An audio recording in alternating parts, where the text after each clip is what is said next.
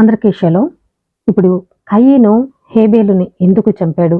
ఎందుకు ఎలోహిం హేబేలు అర్పణ అంగీకరించాడు, కయీను అర్పణ ఎందుకు అంగీకరించలేదు అనే వాటి గురించి ఇప్పుడు మనం కొన్ని విషయాలు తెలుసుకుందాం. చరిత్రలో మొట్టమొదటి హత్య సృష్టి నుండి 41వ సంవత్సరం 3720 కిస్లేవ్ నెల 25వ తేదీన జరిగింది. ఆదికాండము 4వ అధ్యాయంలో వివరించబడినట్లు ఆదాం మరియు ఈవుల పెద్ద కుమారుడు కయీన్ తన తమ్ముడు హేబేల్ని చంపడం అనేది జరిగింది. బైబిల్ నెలల ప్రకారం కిస్లేవ్ అనే 9వ నెలలో 25వ తారీఖున కయీను హేబేల్ని చంపడం అనేది జరిగింది. కయీను హేబేల్ని ఎందుకు చంపాడు అనే దాని గురించి కొన్ని వివరణలు ఇప్పుడు మనం చూద్దాం. ఆదాము హవ్వల కుమారులైన కయీను హేబేలు తోరాలో వివరింపబడిన మొదటి తోబుట్టువుల జంట. వారి మధ్య ఒక రాజీ పడే సంబంధం ఉంది. అది తీవ్రమైన గొడవకు దారితీసింది అని ఇక్కడ చెప్పడం జరుగుతుంది. అది కయీను తన తమ్ముణ్ణి హత్య చేయడంతో ముగిసింది. కయీను హేబేల్తో ఇంకా వారికి తోబుట్టువులు కూడా పుట్టడం అనేది జరిగింది. వారి వల్లే వీరిద్దరికీ కూడా గొడవ వచ్చి చంపుకునే పరిస్థితి వచ్చిందని ఇక్కడ వివరించడం జరుగుతుంది. కయీను హేబేలు ఆదాము హవ్వలకు సృష్టి జరిగిన 6వ రోజున జన్మించారు. ఆ రోజున వారు స్వయంగా సృష్టించబడ్డారు అని చెప్పడం జరుగుతుంది. వాస్తవానికి వారు ఆదాము హవ్వలు జ్ఞాన వృక్షంతో పాపం చేయడానికి ముందే జన్మించారని కూడా చెప్పడం జరుగుతుంది. ఆ మొదటి రోజున ఆదాము హవ్వలకు 3 అద్భుతాలు జరిగాయని మిద్రాష్ చెబుతుంది. వారు సృష్టింపబడ్డారు. హవ్వ వెంటనే గర్భం దాల్చింది మరియు ఆమె జన్మనిచ్చింది. అంటే వారు సృష్టించబడిన రోజే గర్భం దాల్చి ఇక్కడ కయీను హేబేలు పుట్టడం జరిగింది. ఆ తర్వాతే వారు జ్ఞాన వృక్షం యొక్క ఫలాన్ని తిని పాపం చేశారు అని ఇక్కడ చెప్పడం జరుగుతుంది. హవ్వ తన మొదటి కుమారునికి కయీను అని పేరు పెట్టింది. నేను ఎలోహింతో ఒక పురుషుణ్ణి సంపాదించుకున్నాను అని చెబుతుంది. ఆ పేరును కిన్యాన్ అనే పదానికి అనుసంధానించింది. అంటే సముపార్జన అని అర్థము. ఎలోహిం ఆమెను మరియు ఆదామును సృష్టించినప్పుడు ఆయన మాత్రమే వారిని సృష్టించాడని ఆమె అర్థము. కానీ ఆ బిడ్డతో ఆమె మరియు ఆమె భర్త ఆయనతో భాగస్వాములు. ఇతరులు ఆమె ప్రకటనను ఈ కుమారుడు ఎలోహించే సంపాదించబడ్డాడు అని అర్థం చేసుకున్నారు. అంటే అతను ఎలోహింకి చెందినవాడు. ఎందుకంటే ఆమె మరణించిన తర్వాత కూడా ఆయన ఎలోహింని సేవిస్తాడు అని ఇక్కడ చెప్పడం జరుగుతుంది. హవ్వ మళ్ళీ గర్భం దాల్చి 2వ కుమారునికి జన్మనిచ్చింది. అతనికి వారు హేబేల్ అని పేరు పెట్టారు. దీని అర్థం ఆవిరి లేదా వ్యర్థము అని అర్థము. హేబేల్ పేరు ఎలోహిం లేని ప్రతిదీ ఎలా శూన్యమో వ్యక్తపరుస్తుంది. అన్ని భూసంబంధమైన మరియు భౌతిక ఆనందాలు విలువలేనివి, కేవలం ఆవిరి అని అర్థం వచ్చే విధంగా ఇక్కడ హేబేలుకి ఒక పేరు పెట్టడం కూడా జరిగింది. కయీనుతో పాటు ఒక కవల సోదరి జన్మించింది అని చెప్పడం కూడా జరుగుతుంది. హేబేలుకు మాత్రము 2 కలిసి జన్మించారు అని ఇక్కడ చెప్పడం జరుగుతుంది. దీనిని తోరా స్పష్టంగా పేర్కొనకపోయినా కయీను పుట్టినప్పుడు ఒకసారి మరియు హేబేలు పుట్టినప్పుడు 2 సార్లు వ్రాయబడిన హెట్ అంటే బిత్ అనే పదాన్ని ఇక్కడ ఉపయోగించడం జరిగింది అని చెప్పడం జరుగుతుంది. అంటే వారు తమతో జన్మించిన సోదరిని వివాహం చేసుకున్నారు. కయీనుతో జన్మించిన సోదరిని కయీన్ చేసుకోవడం జరిగింది. హేబేలుతో 2 జన్మించడం జరిగింది. కాబట్టి హేబేలు ఒక ఆవిడని చేసుకోవడం జరిగింది. ఇంకొక ఆవిడ కోసం ఇక్కడ గొడవ జరిగింది అని కూడా ఇక్కడ చెప్పడం జరుగుతుంది. హేబేలుతో జన్మించిన మరొక సోదరిని ఎవరు వివాహం చేసుకుంటారనే దానిపై వారు గొడవ పడ్డారు. కయీను పెద్దవాడు కాబట్టి ఆమెపై హక్కులు పొందాడు మరియు ఆమె తనతో జన్మించిందని హేబేలు వాదించాడు. ఈ వివాదం కయీను హేబేలును చంపడానికి దారితీసింది అని కొందరు వివరించడం అనేది జరిగింది. ఇవన్నీ కూడా తోరాలో లేవు, కానీ మిద్రాష్లో ఈ వివరణలన్నీ ఉన్నాయి. దీని గురించి మరొక వివరణ కూడా ఇక్కడ చెప్పడం జరుగుతుంది. అది కూడా ఇప్పుడు మనం చూద్దాం. ఒక వసంతకాలంలో నిసాన్ నెల 14వ తేదీన ఆదాము తన కుమారులకు వారి వారసులు ఈ రోజున ఎలోహింకు పస్కా బలులు అర్పింపబోతున్నారని చెప్పాడు మరియు వారు కూడా అలాగే చేయాలని సూచించాడు. మరికొందరు ఇది షవోత్ లేదా రోష్ హషనా నాడు జరిగిందని అంటున్నారు.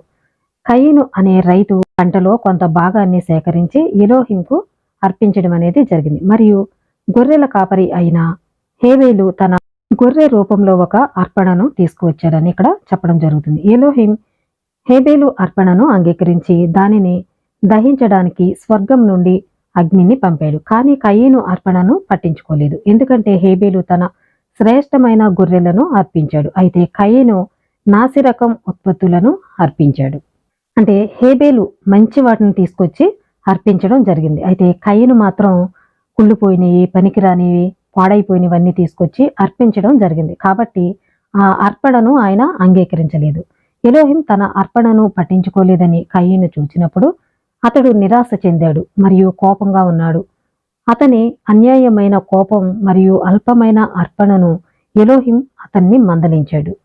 ఆ దుష్ట కోరిక తలుపు దగ్గర దాగి ఉంది, తద్వారా అది మనిషిని పాపం చేయడానికి కారణమవుతుంది. అతను తన దుష్ట కోరికను అధిగమించి పశ్చాత్తాపపడమని ప్రోత్సహించాడు. ఇక్కడ మరొక వివరణ కూడా ఇక్కడ చెప్పడం జరుగుతుంది. ఎలోహిం హేబేలు అర్పణను ఇష్టపడుతున్నాడని, అతని ఆలోచన విధానం సరైనదని సూచిస్తున్నప్పుడు కయీను ఆ వాస్తవాన్ని సంతోషంగా అంగీకరించి సరైన రీతిలో క్రొత్త అర్పణను తీసుకురావాలి. అతని పాపం ఏమిటంటే అతను తప్పు అని అంగీకరించడానికి నిరాకరించాడు, బదులుగా కోపంగా మరియు ఇతరులను నిందించాడు. అంటే కయీనుకి ఇక్కడ అర్థమవుతుంది, హేబేలు తెచ్చిన అర్పణ తండ్రికి ఇష్టమైంది, నేను తీసుకొచ్చింది ఆయన ఇష్టపడలేదు, కాబట్టి ఆయన ఆలోచన విధానాన్ని మార్చుకుని తర్వాత ఇది అంగీకరింపబడలేదు కాబట్టి మరొక అర్పణ నేను తీసుకుని వెళ్ళాలి అనే ఆలోచన ఆయన చేయలేదు. దానికి భిన్నంగా ఈయన హేబేలు మీద కోపం పెంచుకోవడం అనేది జరిగింది. కయీను తన కోపానికి తన తమ్ముడు హేబేలులో బలిపశువును కనుగొన్నాడు. ఆత్మ పరిశీలన చేసుకుని పశ్చాత్తాపపడే బదులు అతను తన తమ్ముడిపై భయంకరమైన ద్వేషాన్ని పెంచుకున్నాడు. ఇక్కడ మరొక వివరణ కూడా ఇవ్వడం అనేది జరుగుతుంది. వారు అర్పణలు అర్పించిన తర్వాత కయీను హేబేలును పొలంలో కలిశాడు మరియు వారు గొడవ పడటం ప్రారంభించారు.